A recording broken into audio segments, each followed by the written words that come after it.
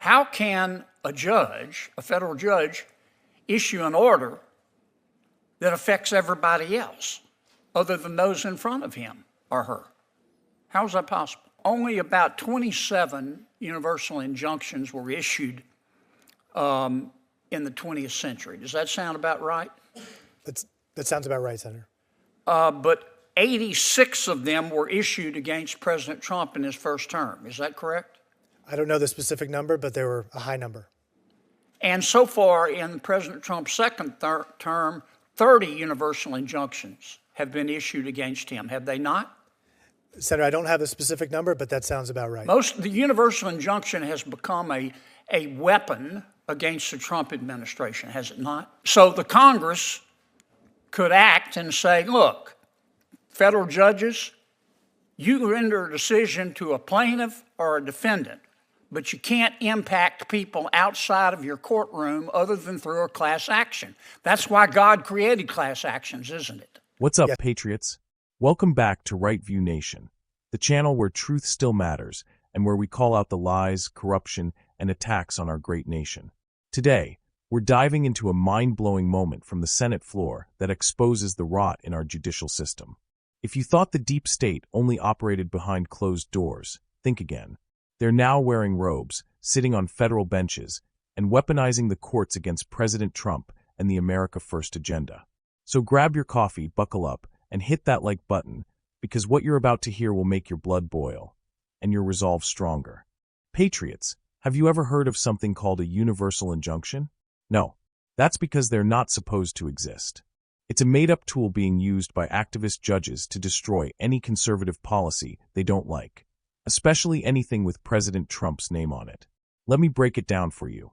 A universal injunction is when one unelected federal judge, just one, decides that their opinion should apply to all 330 million Americans, not just the parties involved in a case. That's right, you've got a plaintiff, a defendant, and a judge, but somehow that judge's ruling is applied nationwide. No vote, no legislation, no debate, just the flick of a pen from a judge with a political axe to grind. And when Senator John Kennedy asked a DOJ nominee what law gives them the right to do this, crickets. No statutory basis. No constitutional authority. No Supreme Court ruling. Nothing. Yet it keeps happening. Why? Because these rogue judges want to play Congress and president at the same time. Now here's where it gets infuriating. In the entire 20th century, only 27 universal injunctions were issued. That's 100 years, folks. But during President Trump's first term alone, there were 86 universal injunctions issued against his administration. 86. That's not oversight. That's a full-on judicial coup. And now, in his second term, it's already up to 30 more. Let me ask you something. Where were these activist judges when Obama was signing executive orders left and right? Where were the universal injunctions when Joe Biden opened the border to illegal immigration and fentanyl? Nowhere. Because this isn't about law. It's about power. And it's about one thing, stopping Trump. Let's talk about forum shopping. Mr. Shoemate, what's a universal injunction? Senator, a universal injunction is what we call an order from a court enjoining the government in a way that goes beyond the parties to the case, but applies nationwide or in some cases universally to enjoin the government. Is it sometimes referred to as a nationwide injunction? Yes, it is, Senator. Okay. What's the statutory basis for a federal judge issuing an order that affects people other than the parties before the court? I'm not aware of a statutory basis, Senator. There is no statutory basis, is there? No, Senator. What's the United States Supreme Court opinion which interprets the Constitution in a way that allows a federal district court judge to do this? Can you name me that case? I'm not aware of one, Senator. There isn't one, is there? I'm not aware of one, Senator. Now, explain to me how this works. You have a plaintiff and you have a defendant. And the plaintiff files a lawsuit and goes in front of a federal judge. Federal judge has certain jurisdiction in personam and subject matter over the parties, the people, the plaintiff and the defendant. They're the only two people in court. How can a judge, a federal judge, issue an order that affects everybody else other than those in front of him or her? How is that possible? It shouldn't be possible, Senator, but district courts do it all the time. I think on the theory that the courts need to enjoin a federal policy from going into effect, and they often will enjoin it as nationwide, so all non-parties are protected by that injunction. I thought that if you wanted to affect parties who aren't in court, you had to file a class action. That's correct, Senator. So why don't the federal judges, instead of issuing a universal injunction with no legal basis, tell the plaintiff, look, you got to go file a class action if you want to impact parties who aren't subject to my court? Senator, the Department of Justice makes that argument all the time in our briefs. I think in many cases class actions would be inappropriate. They wouldn't. The plaintiffs couldn't satisfy Rule 23 to establish a class. So they couldn't. Correct. So they preferred to ask for a universal injunction. Yes. Okay. Does this encourage forum shopping? Yes, Senator. Not only does it encourage forum shopping, but also district shopping and filing multiple strategic lawsuits to find one judge that will enjoin a single policy nationwide. Where if you have 5 lawsuits, a plaintiff, only one of those 5 cases needs to be successful. And both sides, all sides, have used this as a way to forum shop, haven't they? I think plaintiffs, regardless of administrations, will often file cases in the most favorable forum. Yes. Okay, we've established that there's no basis in statute and no basis in Supreme Court precedent for a universal injunction. How about a common law? I mean, universal injunction is basically an equitable remedy. Did this exist in common law courts in England on which our law is based?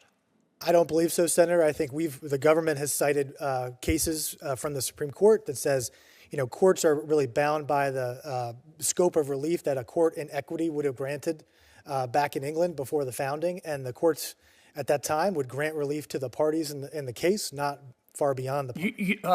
A universal injunction as a remedy is unknown in English common law, is it not? I haven't done the research that far back, but I'm not aware of it. I have. Okay. It's unknown. Wasn't part of equity.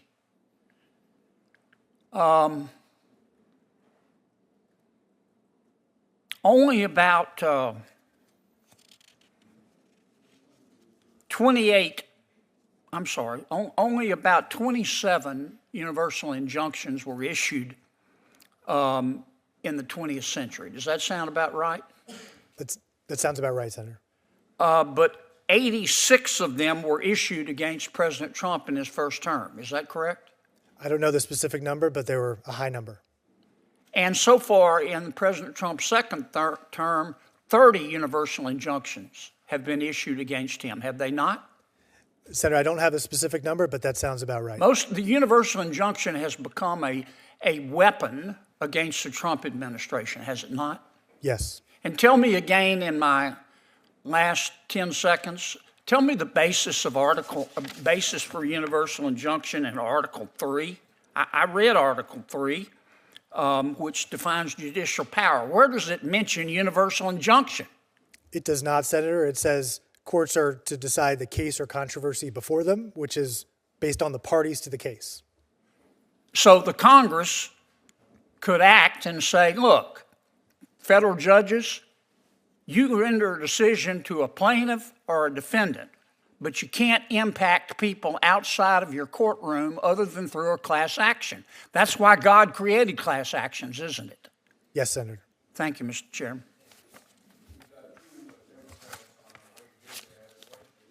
This is the left's little cheat code. They know they can't win elections on actual policy. They know the American people don't support their radical agenda. So what do? They file lawsuits in districts with far-left activist judges. They go shopping for a courtroom instead of a consensus. And once they find their judge, Boom. One ruling, and suddenly a Trump executive order is blocked from coast to coast. No trial, no jury, just a liberal robe and a rubber stamp. This is not justice. This is judicial warfare. And worst of all, this is happening in broad daylight while the media sits silent, cheering them on like it's some heroic stand for democracy. No, it's the exact opposite. It's tyranny from the bench. Now, let's go back to basics. Article 3 of the U.S. Constitution defines the judicial power. It says that federal courts can only rule on actual cases and controversies. That means the parties in front of them, not the whole country. And yet, these activist judges are pretending that they've been given divine power to govern all of us. You know who's supposed to make law for the whole country? Congress. That's why we send representatives to D.C. But these judges don't care. They want to legislate from the bench because they know they couldn't win on a ballot if their lives depended on it. They don't want debate. They want domination. And here's the kicker. These judges don't even tell plaintiffs to file class action suits. You know why? Because that would require actual legal work, proving commonality, adequacy, all the stuff real lawyers are supposed to do. Instead, they take the shortcut and get a nationwide injunction handed down like it's candy from the bench. So what do we do, patriots? First off, Congress needs to act. Pass a law today that says federal judges cannot issue universal injunctions. Period. If a policy is unconstitutional, deal with it in the courts, but not by giving one judge the power to halt the entire federal government. Second, we need to elect real leaders who will stand up to judicial activism. I'm talking about men and women who still believe in the Constitution, not bending the knee to the woke mob in robes. And third, we need to stand shoulder to shoulder with President Donald J. Trump. He's been fighting this corrupt system from day one. They've impeached him, indicted him, spied on him, and now they're trying to sabotage him from the bench. But guess what? He's still standing. And so are we. Patriots, this is a battle for the soul of our republic. Do we want a nation governed by the people, or ruled by a handful of unelected elites in black robes? Do we want law and order, or chaos and control? This is why Right View Nation exists. To expose the truth, to call out the corruption, and to rally the real Americans who still believe in this great country. So if you're as fired up as I am, do your part. Subscribe. Smash that like button. Share this video with every freedom-loving American you know. And remember this, no matter how many judges try to silence us, no matter how many swamp creatures try to block our path, we the people still hold the power.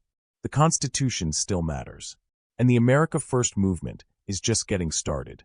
Stay strong. Stay loud. Stay free. God bless you, and God bless the United States of America.